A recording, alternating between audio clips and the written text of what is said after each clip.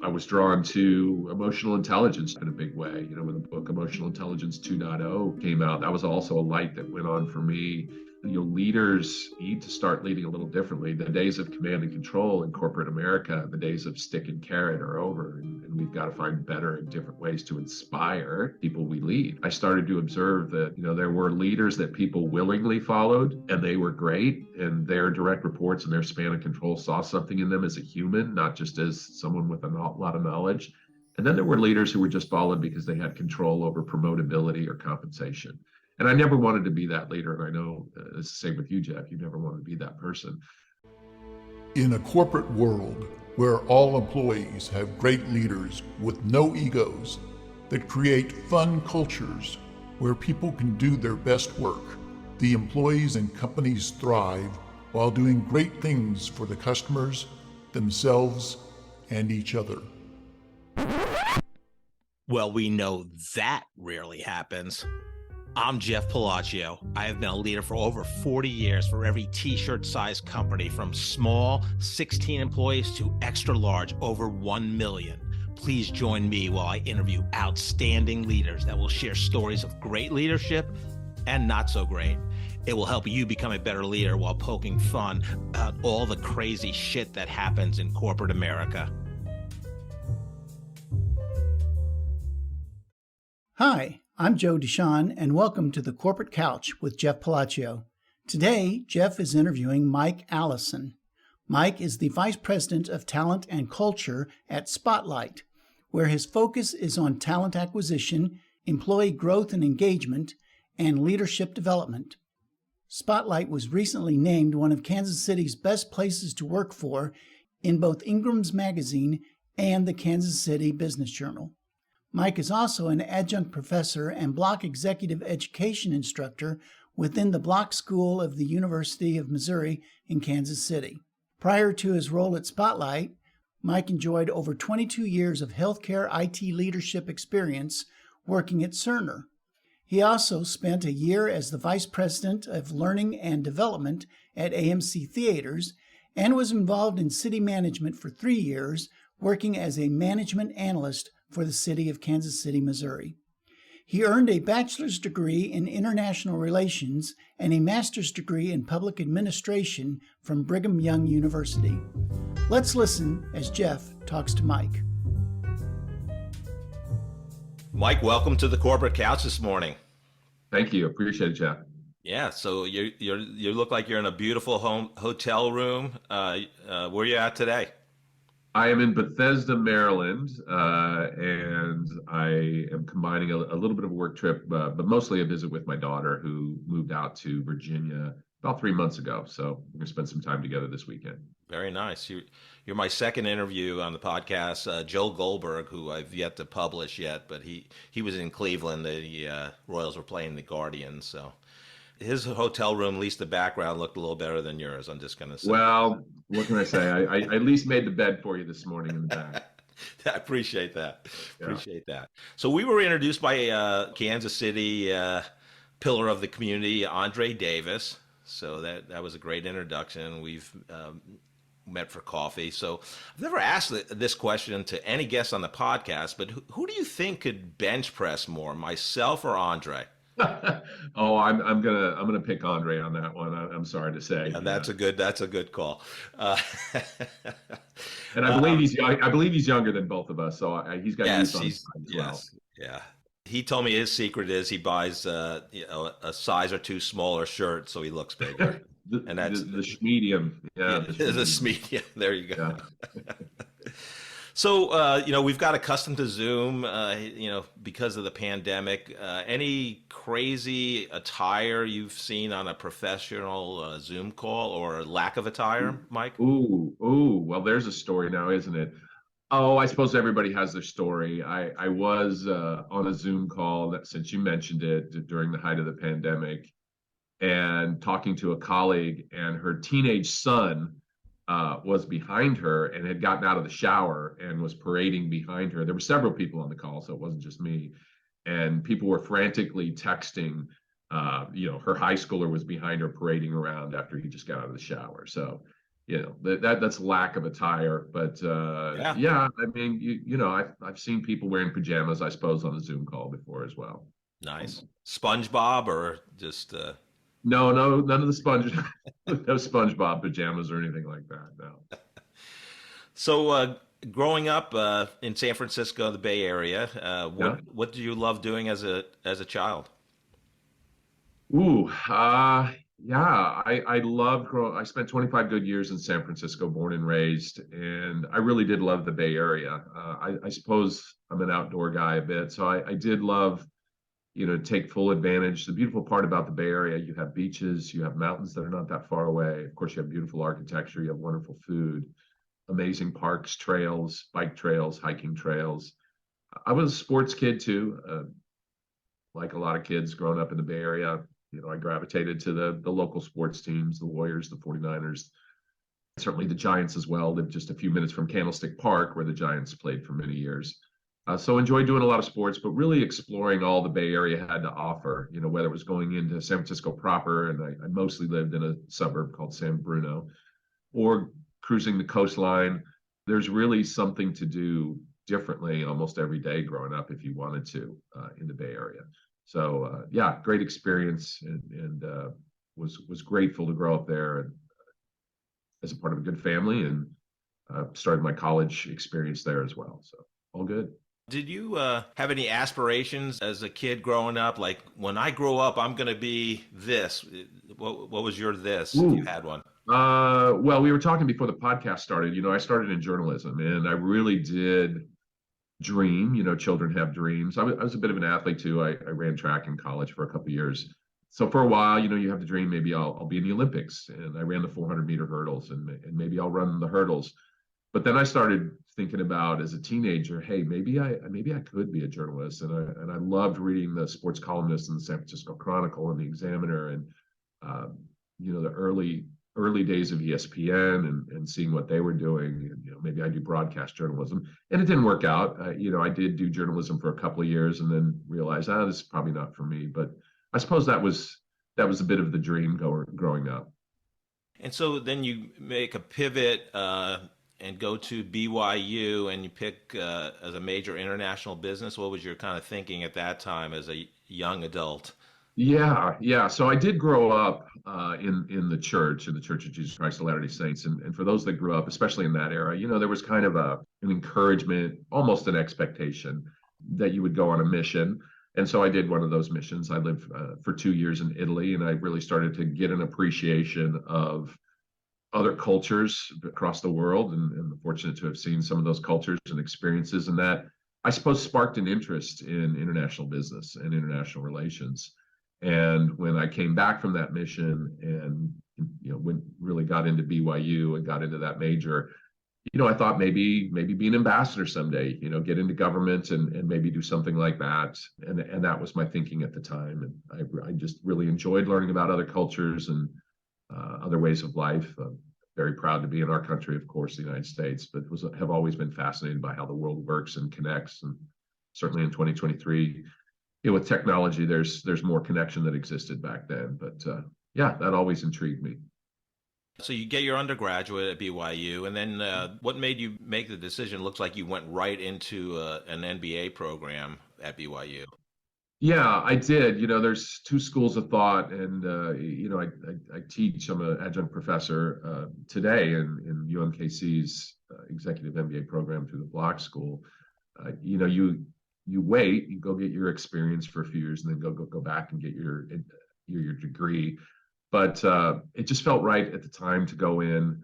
I actually have an MPA, Master's in Public Administration. Again, I wanted to pursue government. Was something, as crazy as that sounds. I mean, who wants to pursue a life in government? I did, and that's why I got a Master's in Public Administration. And while I was getting that degree and going through that program, I started to move away from, maybe I don't want to work for the federal government or the state government. Let's look at local government. And I was really drawn to city management. And that is something that I pursued for a few years. Once I got my degree, got married in grad school too. So my beautiful wife of 31 years, Amy, we tied the knot while I was in grad school as well. So yeah, San Fran, then you're You And go then Provo. Yeah, Provo and San Francisco are two very different places. Yeah, so then you get your first job in you're working for the city of Kansas City, Missouri. And how did you migrate and get that job? Yeah. Yeah. Life is funny sometimes. I almost applied on a whim, not a total whim, but they had a postgraduate internship program in the city of Kansas City. And back then in the 90s, that was known as one of the elite programs to get into. I think they hired 3 people every year to do this post MPA internship, and you'd work within the city manager's office. And at the time, the city manager of Kansas City was Larry Brown, and Mayor Cleaver was the mayor. And I just applied. I heard about the program. I applied. I got to interview. Got to fly out to Kansas City and interview. Interviews went well, and was very fortunate to get an offer. And my wife and I were exploring Kansas City, and it just felt right. We felt the Midwest nice you hear about, and met a lot of good people, and decided, well, it doesn't look like we're going back to California. We're going back to San Francisco. So let's go to Kansas City. Let's see what happens there. We thought maybe we'll just be here for a year in Kansas City. And funny how life is. We got here for a year. The city ended up offering me a permanent job as a business analyst after my internship within the city manager's office. And we really did start to love Kansas City, Jeff. And I know you're a transplant as well. And it was just felt right. We liked the people. We liked the schools. We liked the community. We liked not having traffic coming from the Bay Area. We're both, yep. I initially met my wife in the Bay Area, and we both love it there, but we really like the Kansas City way of life. So we decided to stay. We had an opportunity to go back to San Francisco after being here, being in Kansas City 2.5 years, and turned it down to then go to Cerner to take the job at Cerner, and have been based out of Kansas City ever since. So was it difficult for you being a 49ers fan and an NFC fan, I'm assuming, to move to an AFC city? No, I guess I catch less grief. I do proudly wear my 49er gear, as even though I've got, a Royal shirt on. I wear my Giants gear. I've got my Golden State Warriors gear. I wear it proudly all over the city. And I don't get too much grief. Now, if I'm walking around with Denver Broncos or Raiders stuff, I'm probably going to get more grief, exactly. I mean, maybe you with your Jets gear. I don't know how much stick you get from the Kansas Cityans. You're the AFC. But people will mock me in a loving way, right?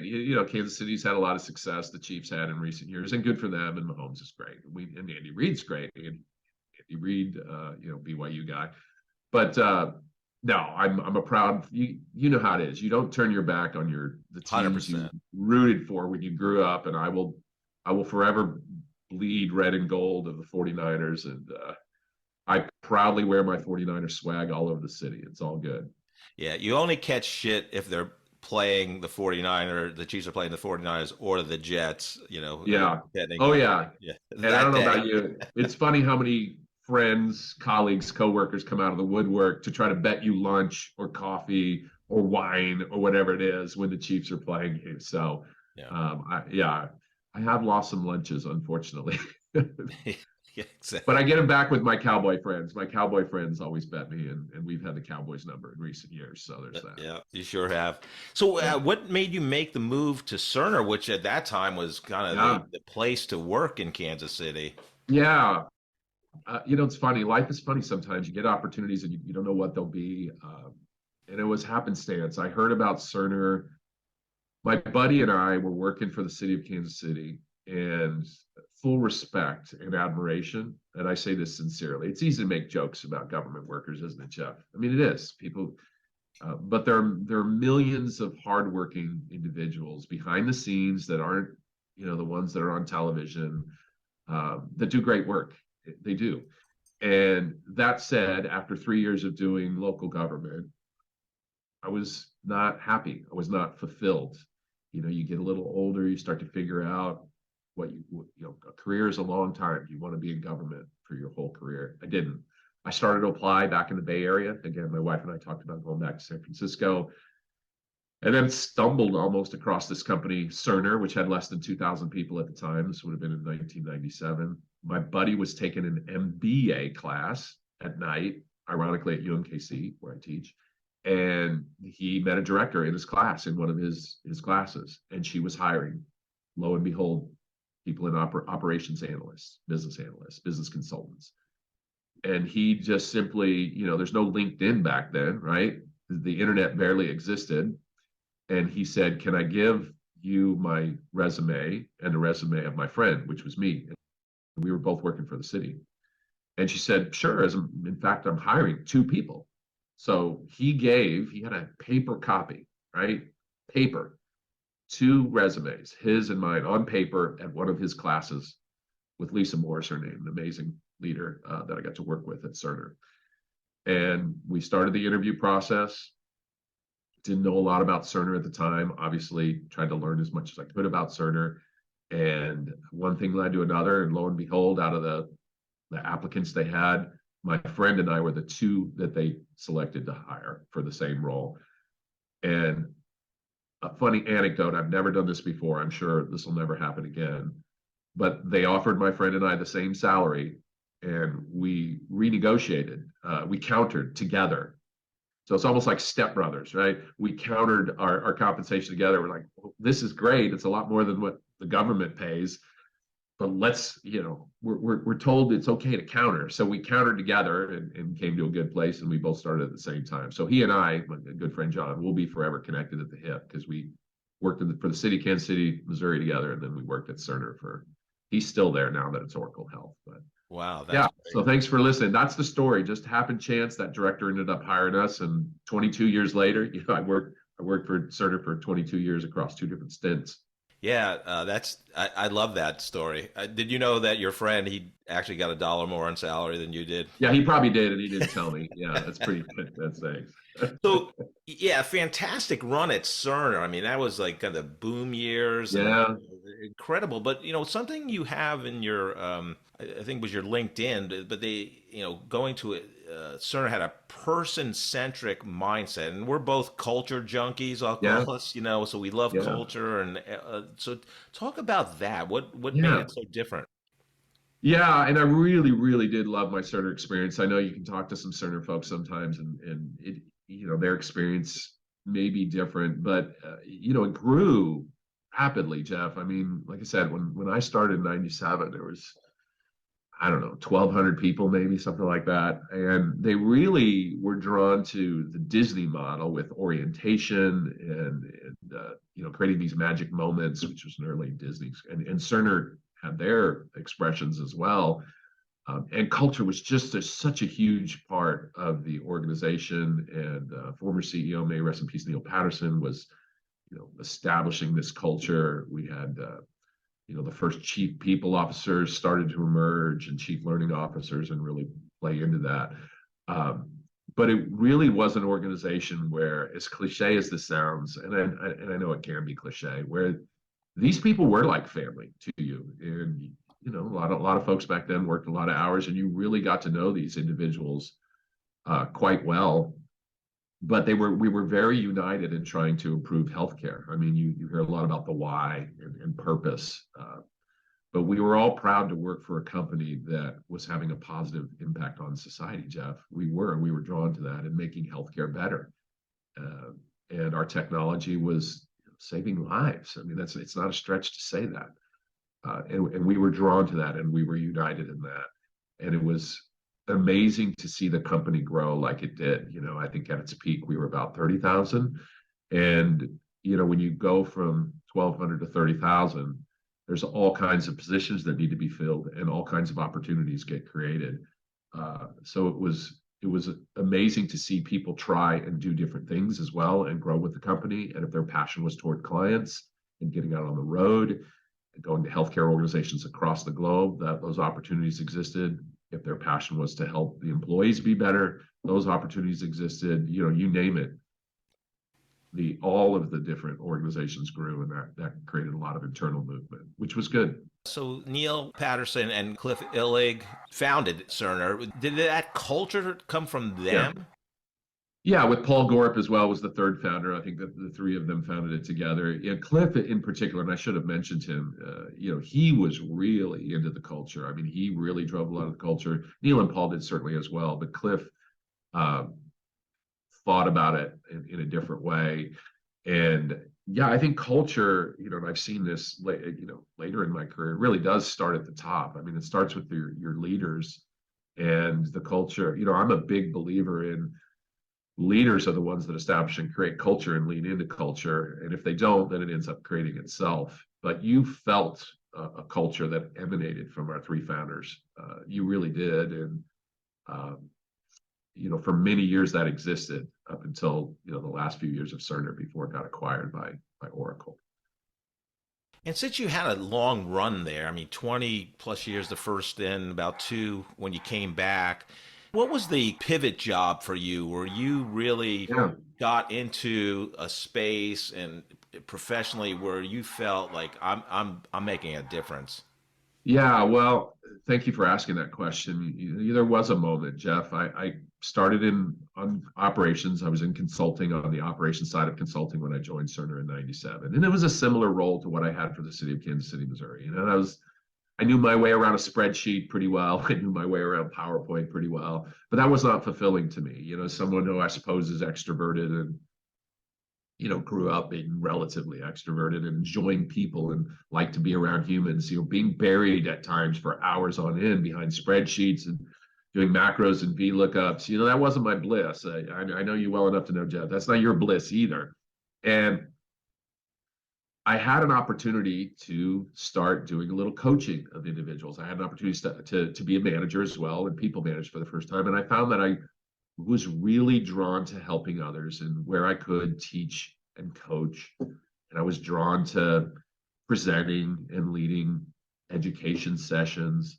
And Cerner really encouraged, hey, if there's something, and it's a part of our culture then, if there's something you're interested in, you want to try, go network internally and do that. So I remember vividly being bold enough to invite the chief learning officer at the time, the head of learning, to lunch. I said, hey, I'd love to learn more about Cerner's learning organization. I had encountered a few of the folks that worked in the learning organization, and it was called Cerner Virtual University. That was the name of the organization that was founded.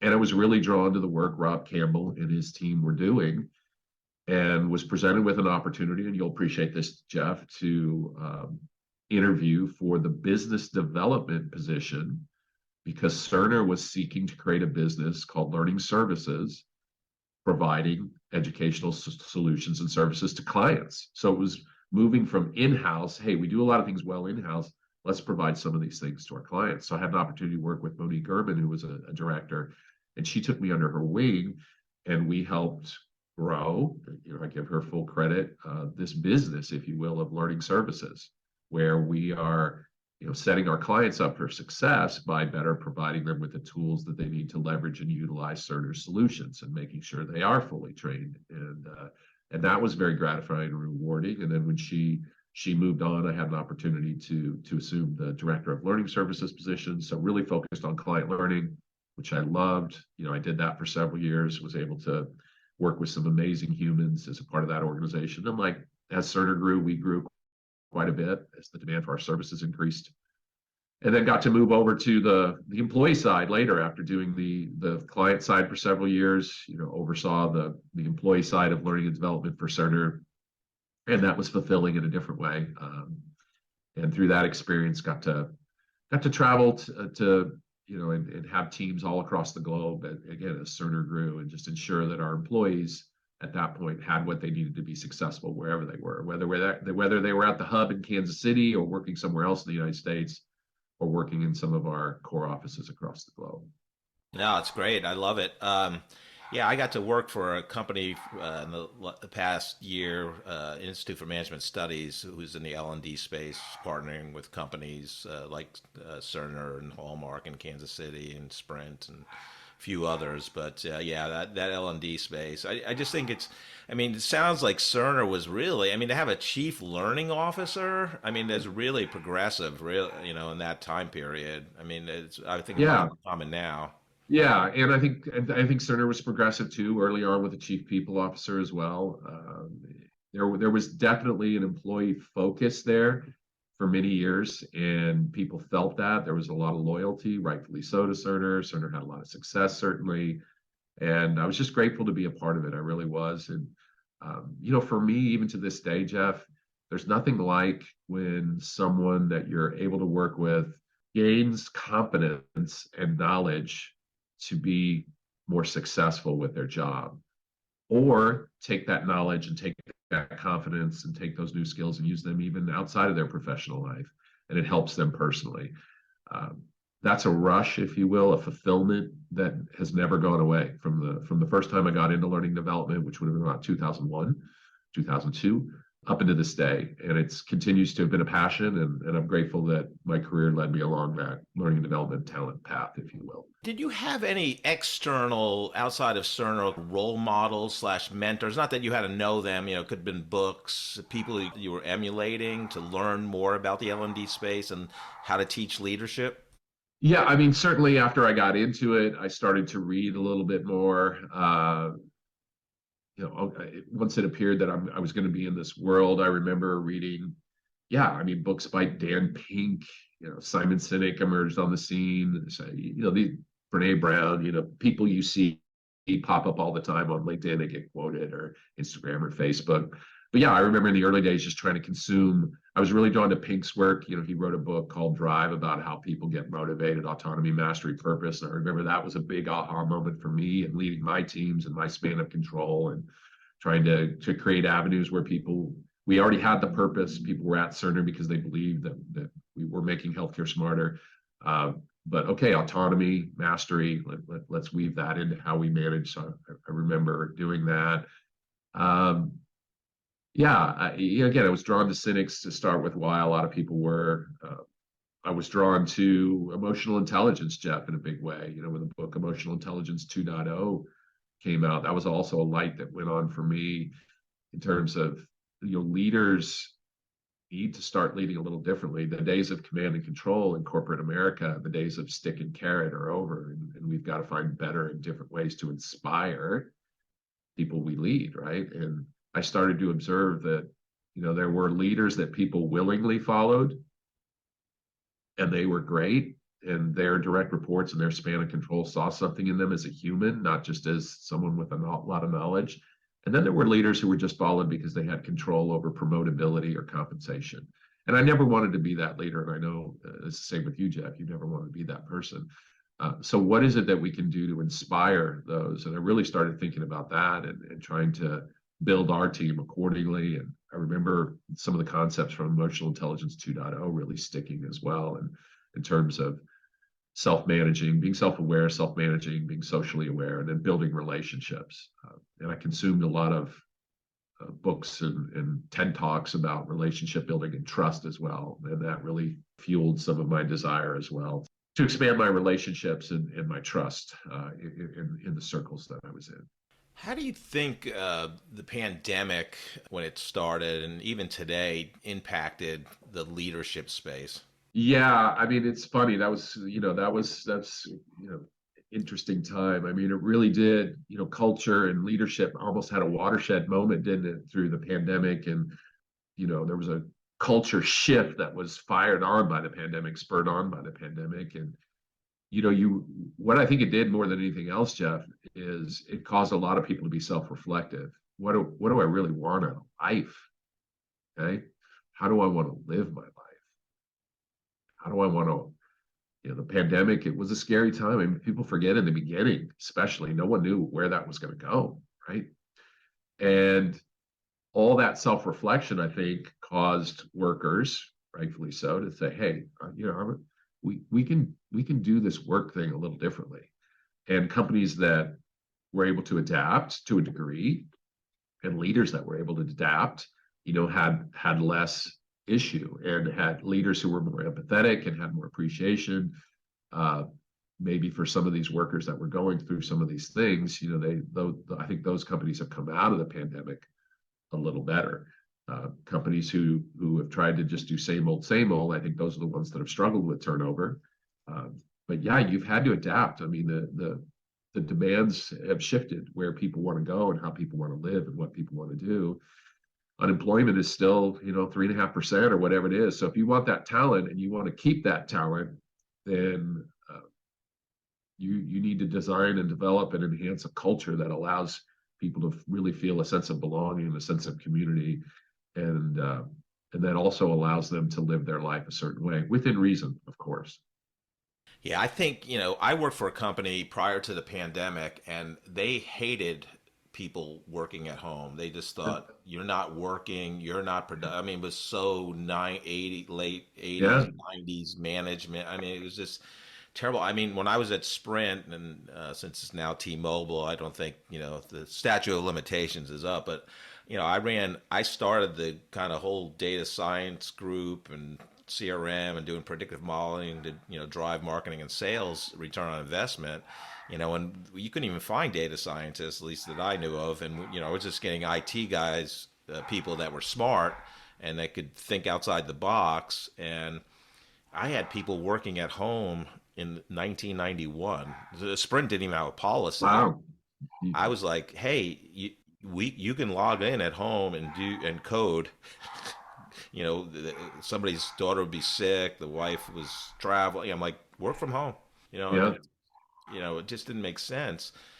Just do the work, right? And yeah, people are appreciative. Then they work harder because they feel that they're yeah, cared for, right? yeah. I That's mean, it. Yeah, and as cliche as that sounds, I mean, that's still the case. I think companies that do put their employees first, the servant leadership thing works. And if employees feel like their companies are trying to serve them and take care of them, then it does inspire loyalty. And we see companies that still exist like that today. It's what we try to do at my current company at Spotlight. And when you have that loyalty, then people are going to be diligent and work hard for clients. They're going to work hard for each other. That law of reciprocity kicks in, if you will. And I think companies that understand that are the ones that are, more successful. Work from home is starting to shift. I mean, just this week I read Zoom is ironically bringing people back into the office 2 days a week. People that work for the company Zoom, which is interesting to me. I don't know where this will go. The pendulum is switching back, but I think companies that are successfully managing this hybrid concept, I think those are the ones that are, at least for now, are going to attract more employees. It remains to be seen. I enjoy coming to the office every day, but that's just me. I enjoy it. But there are people that don't, and do we have a place for them? Hopefully, we do. One more thing though, Jeff. I think this is worth pointing out, where we have to be careful, and there's enough data on this now. Early career employees who are working from home full time, who've never been in an office, many of them are struggling. And you've probably read some of the same things I've read. They are feeling isolation, they are feeling depression. I saw a survey recently where 52% of Gen Zs who are working 100% from home, right? These are not hybrid, 100% from home. 52% feel some sort of isolation or depression or some sort of mental unwellness, if you will, however you want to put that. So we have to watch out for that. You and I, we've had our decades of office life. We understand what that's like, but people who've never experienced that, if they're working from home exclusively right out of school and they've gone from a healthy, sorority, fraternity life, social life into immediate, now you're going to work from your apartment or your parents' basement, or if you're fortunate to have a home, whatever it is, that's having a negative effect on that generation. And they're not developing and they're not getting as many opportunities from a career progression perspective. There's enough data on that already to see that and survey. So we're addressing that a bit at Spotlight as well. We don't want anybody to get left behind. We want to make sure that they do have opportunities and access to their manager and their peers real time, not just through Zoom. So that's just something else to consider as the world continues to evolve and work and life continue to evolve. Yeah, I'm so intrigued about the model. What is the best model for the future of work, or how to work now? Because I think you said it about the Gen Zers who went right from college into 100% Yeah. remote. I saw it a little bit with I was lucky enough to teach at University of Kansas in the undergraduate business program this past January through May. And what I noticed was that they started their college career via Zoom, so their social skills were, they were, Yeah. more isolated, more withdrawn.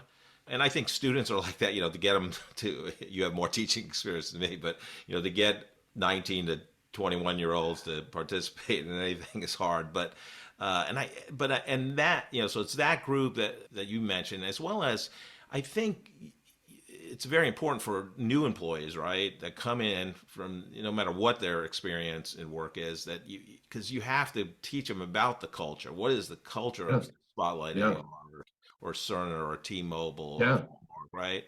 So I think Yeah. that, so I'm just really intrigued, and people need to be with each other because it's not, you bring people together and it's not the meeting that they're in that talks about or how we're going to launch this product or whatever. It's the conversation when you bring people together and you take them out to dinner and those Yes. dinner conversations, and that's where Yes. you build the relationships for the most part. I mean, Yeah, and I know we may talk about culture later, but we have shifted, and I think probably by the time this podcast goes live, we are now moving toward, if you are an early career new hire right out of school, we want you in the office at least 3 days a week, and everybody's here for onboarding, regardless of their role, regardless of their age, where they're at in life. And we have a pretty robust onboarding, more than most companies, 90 days. And you have to be in the office every day for that. So you can absorb the culture and you can be around again, peers and managers and learn. But even after that,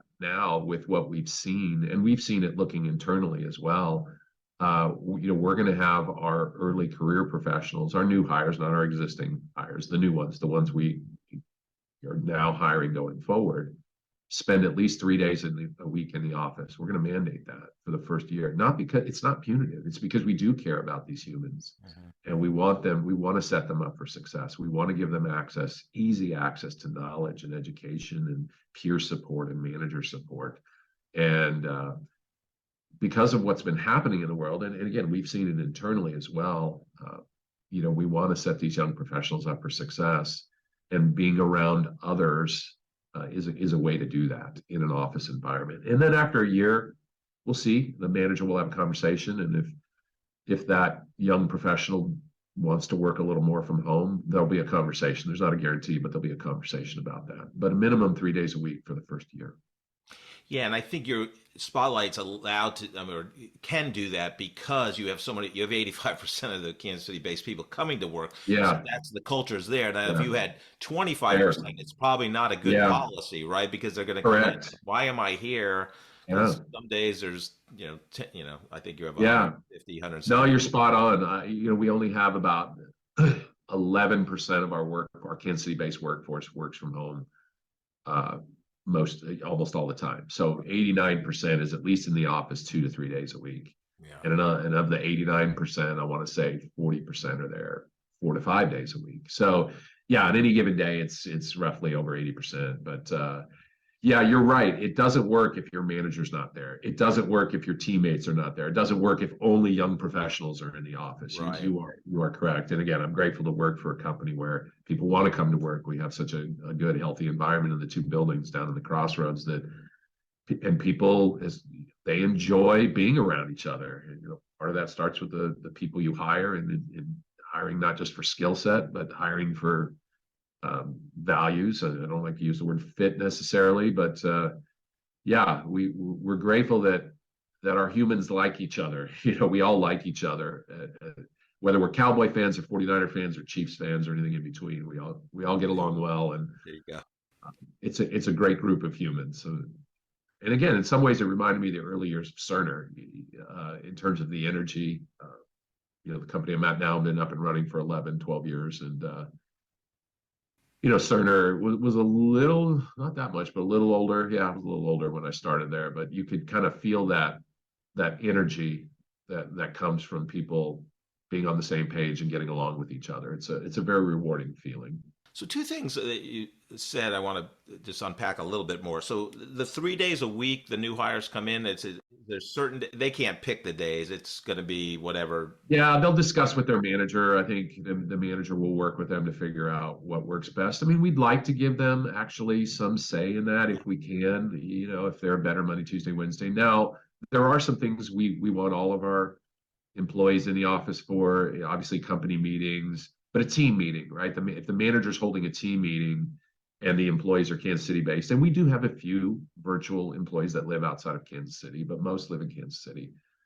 Something like that, we'd want the early career professional to be in the office that day of the team meeting. So there'll be a big client meeting if they're on the client team, and there's a really important Zoom call with, we work with some of the biggest tech companies in the world, smaller ones as well, where we want to have everybody in the room together facing the camera, something like that. We would say, okay, for this week, we've got this big call coming up with this client. Let's make sure you're here. So you have this great run, 20 years at Cerner. What made you go to another iconic company in Kansas City, AMC Theaters?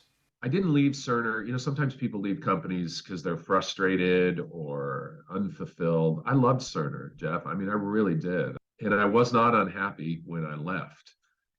But sometimes opportunity knocks, and through a series of events, I found out about this position, was approached about this position over at AMC, vice president opportunity. And I'm a movie junkie. I always have been. When I started my career, I went to Little Skyline College in the Bay Area for a couple of years and did journalism, and thought I would be a sports journalist, but I also was the movie critic.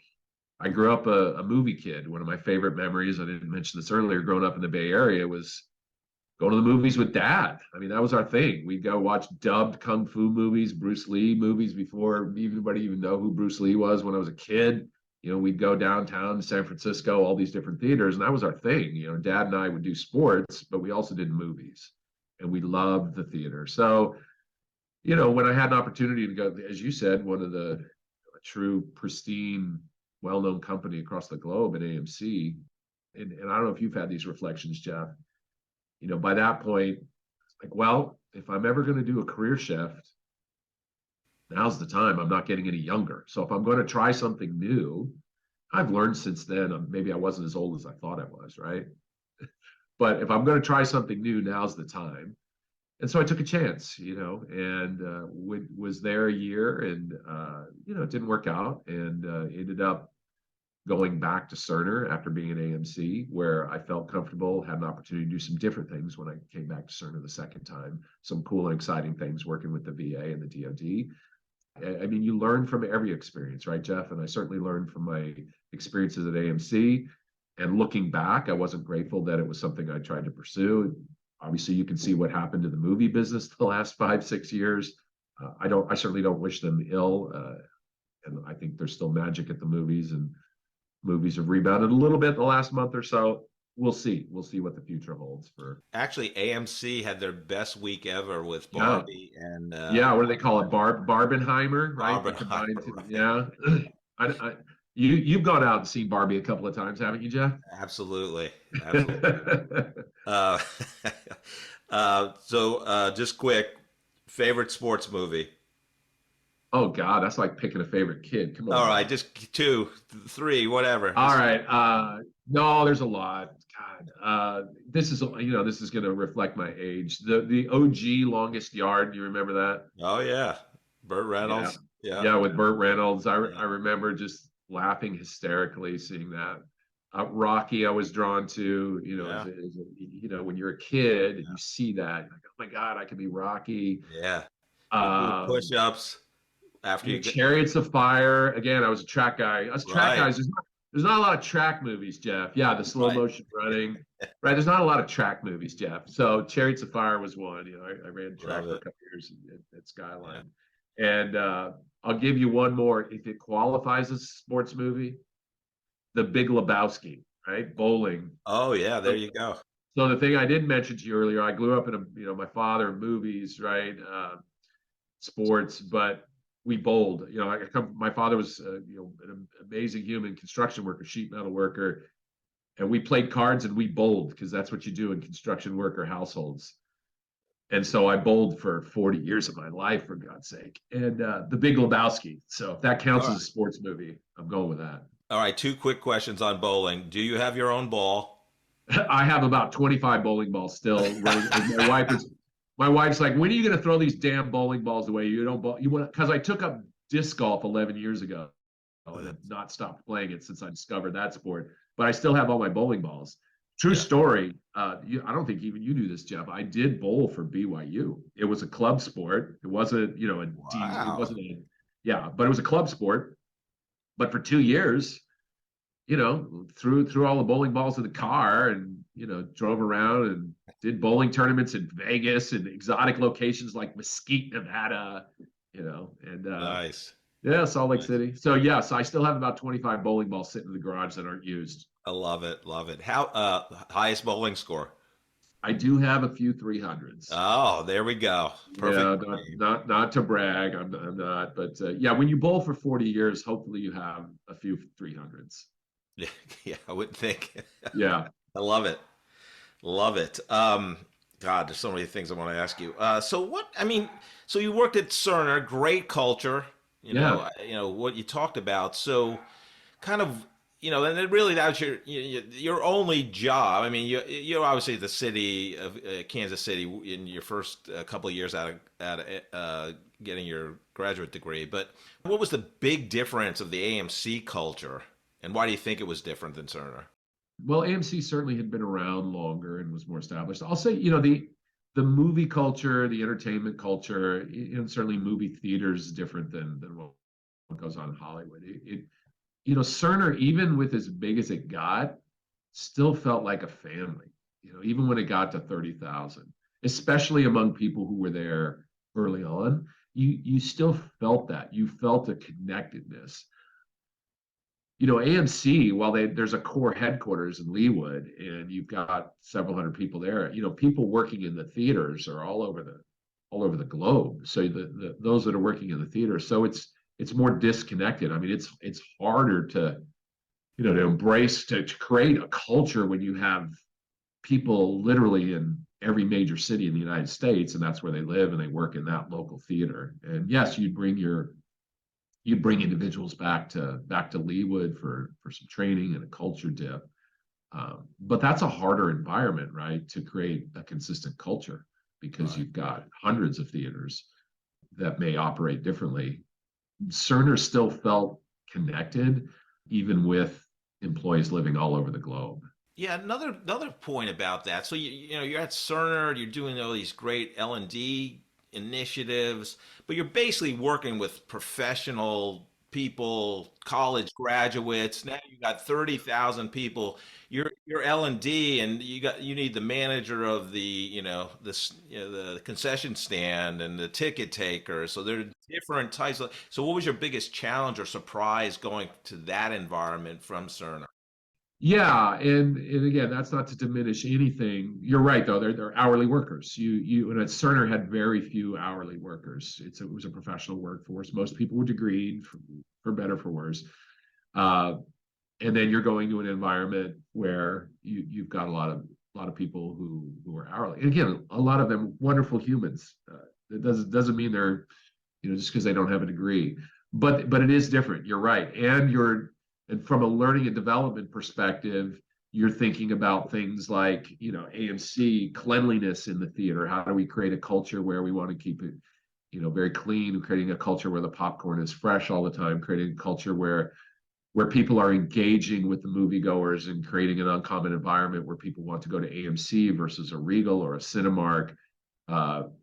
You have to think about L&D in a completely different way in terms of where you want the culture of those theaters to go. So it did require a shift in thinking and mindset in how we trained and how to get that to stick, how to get those concepts to stick. So yes, it was very different from teaching our Cerner's professionals how to interact with nurses and doctors and all kinds of healthcare professionals and other types of clinicians and administrators versus creating a culture where AMC's staff would effectively interact with moviegoers and would create a building that really shone through and became a desirable location for people to go to. So those healthcare and movies are very, very different things. So in 2014, you start becoming a leadership coach in the Bloch Executive Education program, and in 2016, you're adjunct professor in the Executive MBA program at UMKC, University of Missouri, Kansas City, and you're also doing speaking engagements. And I don't know when you started that, but how do you manage your time between kind of your corporate job and doing these things on the side hustle, side gigs, whatever you want to say? Yeah, well, my first love and respect is to Spotlight, and I always want to make sure I honor the opportunity I have at Spotlight. I've been there now for just over 2 years, and I ensure that I put in an honest week, if whatever it is. And I'm grateful that I can do a little bit of side work, but I keep it to a minimum as best I can. When I'm coaching, I usually limit myself to no more than coaching 3 individuals at a time. So I've been fortunate to be an executive coach for several years.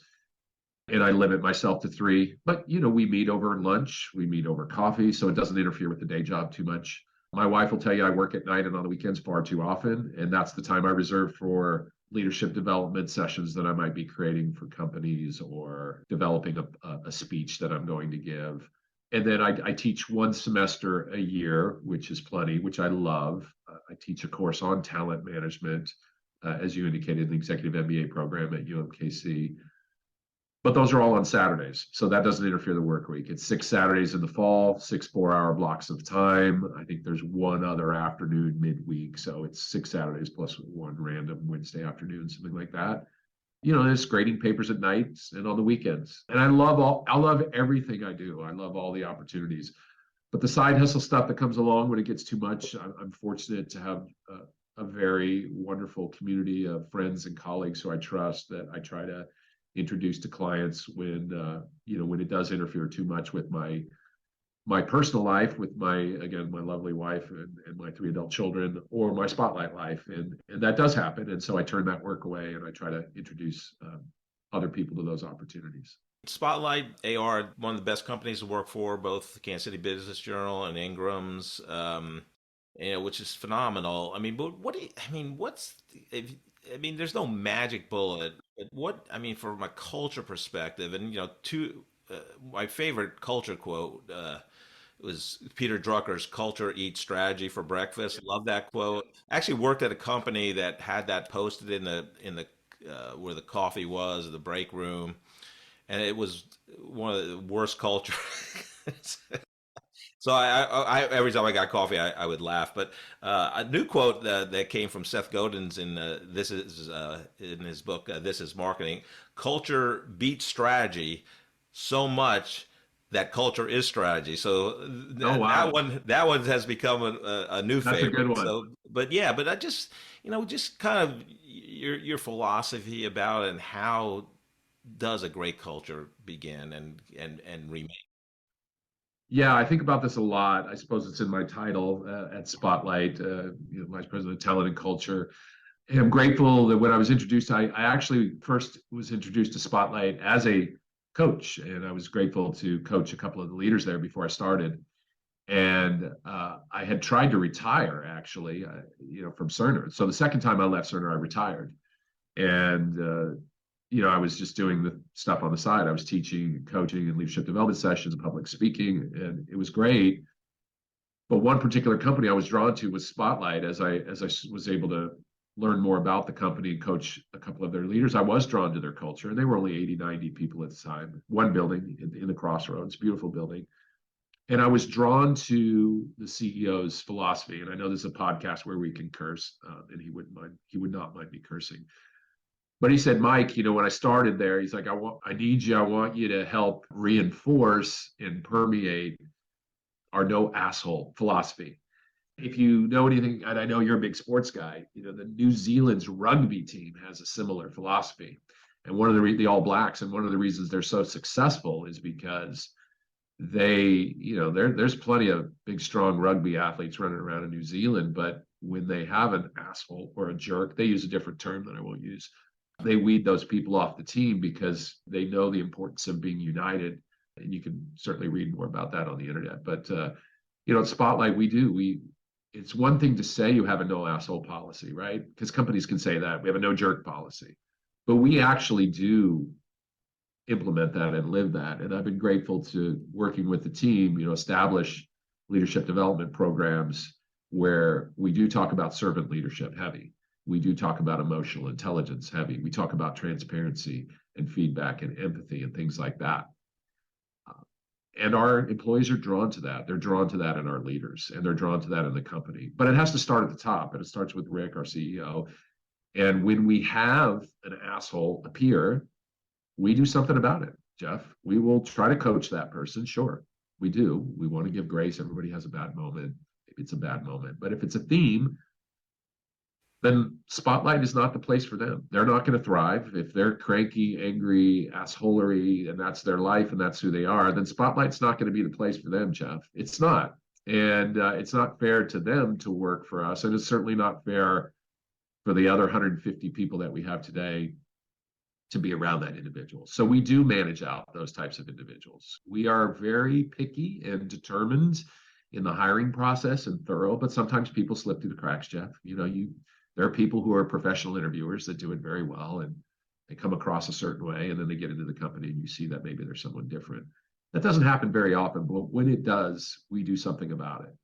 Hence, we have many amazing, wonderful leaders at Spotlight, many of which have been promoted from within. We're at a point now where 40% of our workforce is in their 20s, and a lot of these people have risen up, and they're amazing humans and amazing young professionals and leaders, and they are leading the right way, I would say. They are leading with a service mentality. And then the last thing I'll say on that, we're a company that lives our 4 core values. Some companies just put their values, they put a nice little frame about it, they put it up on a wall in the kitchen. This is who we are. And, it's on their website. But how many companies, Jeff, actually live those core values? In the early years of Cerner, we certainly did. It got a little trickier as Cerner got bigger.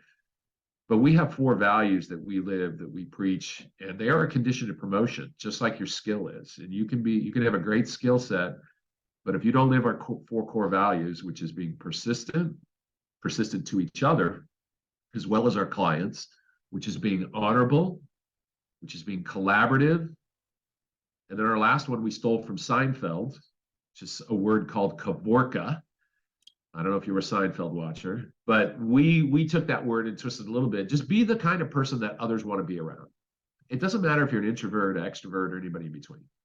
Be the type of individual that others want to be around. Jeff, we've had a few interactions. I enjoy spending time with you. We have a connection, and the best leaders can have that connection across all demographics, right? They connect at a human level with their clients, of course, but with Gen Z, with Millennial, with Gen X, Boomers, everybody in between. They can connect with humans from all walks of life.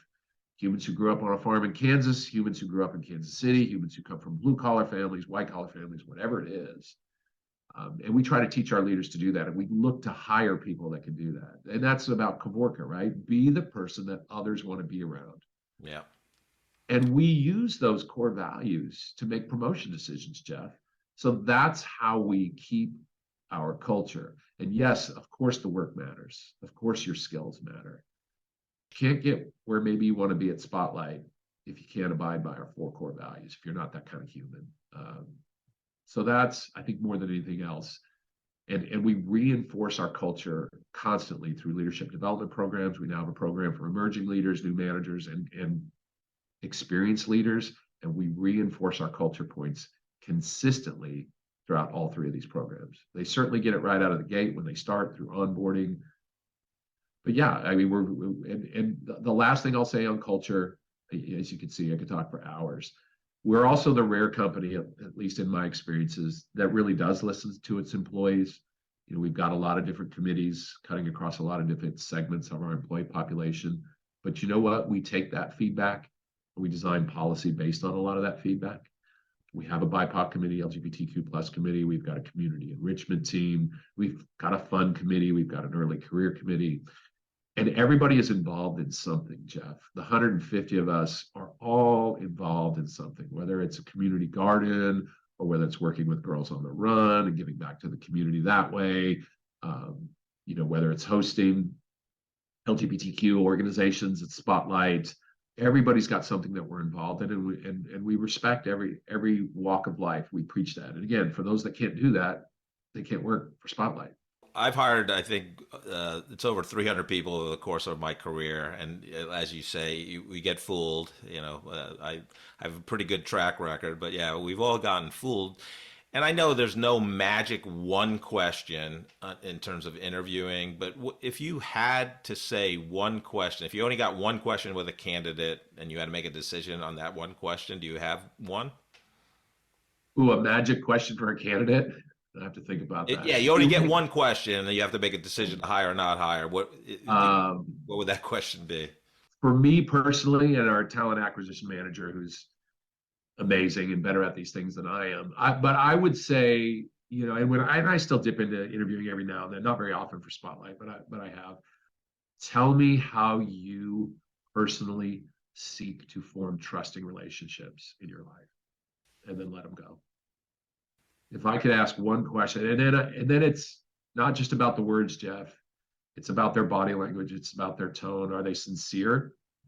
Are they authentic? Are they going for behavioral interviewing techniques and reading from a script in their brain? Right. Yeah. Right. I want an authentic response to how do you build trusting relationships. That's another core tenet of Spotlight. Trust. Do I trust this person? And that's a huge thing for us. So evaluating that in the interview process is very important, as best we can. Well, you know what? We're also the company that'll call references. We're also the company that looks at all the social media. Not all companies do that to see if we can trust this person. And again, you still get fooled. We're pretty good, but just like anybody, you get fooled. Sure. But I think that more than anything, nobody knows what we do, Jeff. I know you and I have been talking about it. I know you've researched Spotlight, but we're a very unique company, this concept of analyst relations and working with tech and services companies to create productive relationships with these analysts, like Gartner, Forrester, IDC, elsewhere. Nobody brings that to Spotlight. There's no degree in analyst relations at any university. Right. But we want smart people. We need people who are going to live our core values because it works. We need people who are going to get along with all walks of life. And we need people who can build trust and can be trusted. If you can do those things, and I suppose if you have a little bit of a tech aptitude, but if you can do those things and keep yourself organized, you can be very successful at Spotlight in a culture that welcomes everyone, in a culture that is a fun place to work. Hell, we do fantasy football every year, and more than half our company participates. How crazy is that? Wow, that's great. Yeah. It's just, I know we're going to continue to grow, and I'll probably be long retired, and this company will still continue to progress. My hope is the love for each other and the love to hang out with each other and do all the fun things we do in a respectful way continues on and carries on. Because ultimately, at the end of the day, culture's about, can you get people to feel something as they get up to work every day, whether they're zooming in or whether they're going into a building. And that's what I think about and others think about all the time. How can we get our employees to feel fulfillment and desire to go into an office? Right. And we seem to have done pretty well with that. And much credit to the people before me who established our values and the no asshole policy. And right. Our goal is to carry that on, Jeff. Mike, there's two groups of people I love to help with advice from great leaders like yourself, and I'm very curious about your answers to both these questions. So the first group is a recent college graduate. They're getting ready to start their professional job. And, there's great universities out there and colleges, and they teach how to get a degree, but, the majority of them don't really teach how to get a job and a good job. And what advice would you have for somebody graduating from college in terms of pursuing their first professional job? I'm glad you asked that. That is a topic I'm passionate about. So two things. Number one, control your personal brand and understand how important that is. I just mentioned, we're not the only company that does this. We have we have a very talented HR professional in talent acquisition who scours the internet. And if your brand on the internet is even somewhat risky versus our core values, then we're not going to look at you. So make sure the internet is a reflection of the best version of yourself. And by that, I'm talking TikTok, LinkedIn, Instagram, Facebook, whatever media platforms you utilize. And you don't need me telling you what to have out there. I mean, there's articles for days on that sort of thing. Right. I mean, young professionals can look that up, but we do look at that. Make sure your references are in order. We will do that as well. But the other thing beyond personal brand and owning that, and again, understanding what you want and how you want to be seen by the world, and then living that, right? Not just talking it, living it. And here's another cliche, but it is still true. I would argue, Jeff, it is even more true in 2023 than it was when you and I were getting it. Your network is your net worth. And I was taught that 30 years ago by one of my early leaders, and that has always stuck with me. Your network is your net worth. And it's never too early, Jeff, to get out and meet interesting people like you and others. It's never too late, and it's never too early. I love it, Jeff, and I'm sure you do as well, when a college student finds me on LinkedIn and says, Mike, you have an interesting background, or I saw you speak, or I'm a UMKC student and I know you're a professor there. Can I buy you a cup of coffee? I'm never going to turn down that individual. Right. Ever. And of course, I'm going to buy them the coffee, right? Right. And I've seen this consistently. College graduates, especially if they've started their junior, senior years, who are meeting professionals, getting internships if they can, sure, but networking and meeting professionals, they're getting ahead. There's no shame in meeting professionals and asking them for advice. It's a great thing and it's a good thing. Now, what you don't want to do is just be a taker as a 19, 20, 21-year-old. I'm not going to call anybody out, but you don't want to be 2 minutes into a cup of coffee saying, can you hire me? That's not what networking is, right? And new grads have much more to give back than sometimes they even realize, and they can give to my generation and generations that are younger than mine.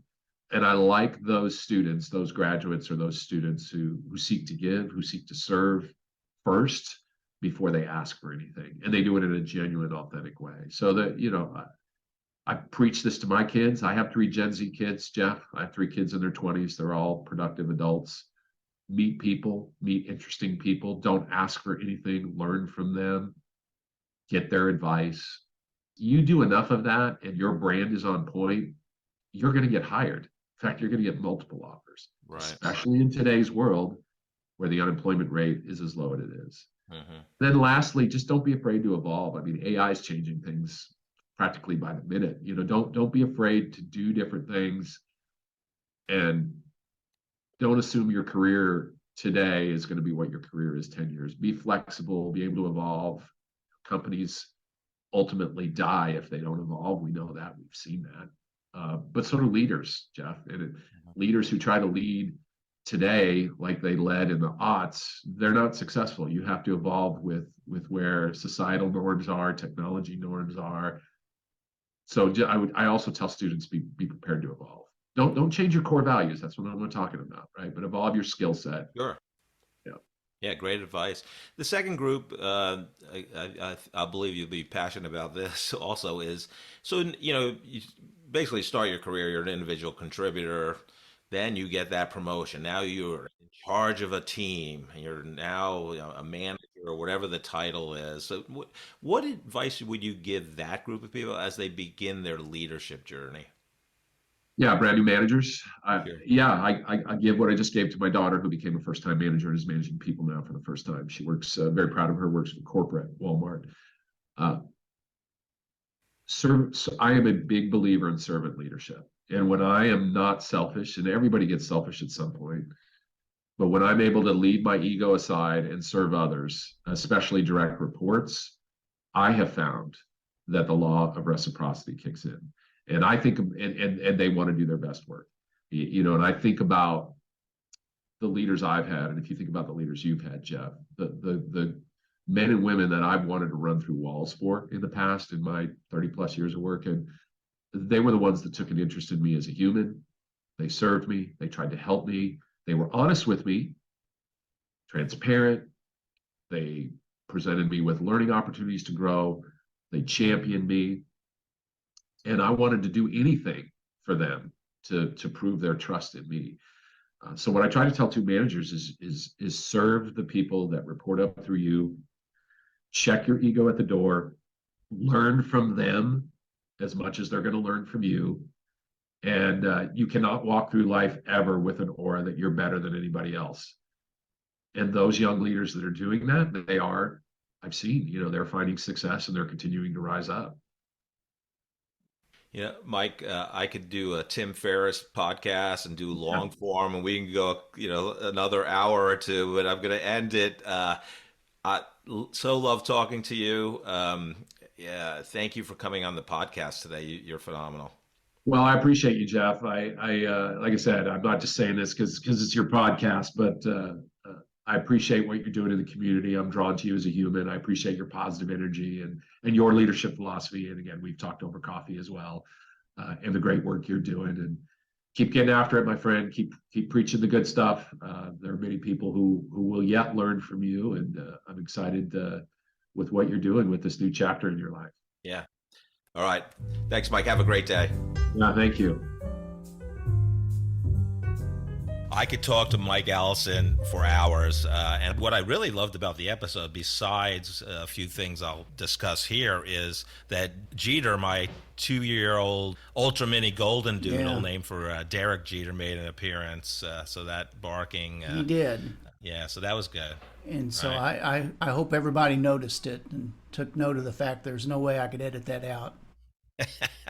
Joe's the best, but it is what it is. But I told him that may happen during some of these recordings. But anyhow, back to Mike and the conversation. A couple things for me is he works for Spotlight AR, and you can tell a lot about what a company thinks about culture by how they discuss things and titles. So Mike's title is VP of Culture and Talent Development, two of my favorite topics professionally.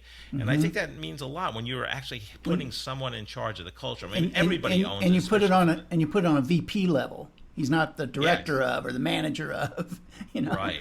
And, second, the no asshole policy. I mean, they're going to get rid of people that are cancer to the culture because they want to protect it.